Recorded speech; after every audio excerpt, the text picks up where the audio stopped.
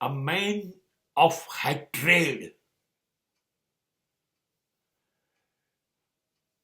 is only traveling in the forest,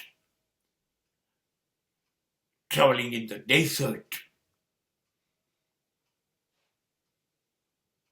He is going to hurt himself, not the others.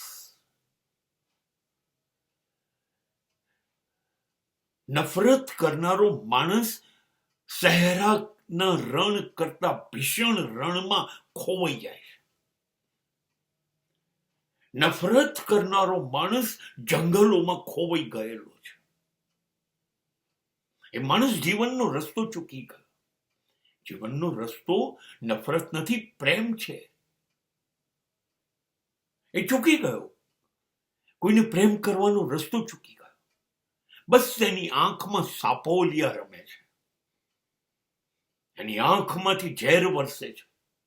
ઈર્ષા છે, અદેખાઈ છે એની આંખમાં. એટલે માત્ર એ નફરત જ કરી શકે. એનું હૃદય છલોછલ, હૃદય તો છે જ, બચ્યું જ નથી જ્યારે એ નફરત કરે છે ત્યારે. પણ એનું મન, એની બુદ્ધિ છલોછલ નફરતથી ભરેલી છે. વિકૃત થઈ ગયું છે એનું મન.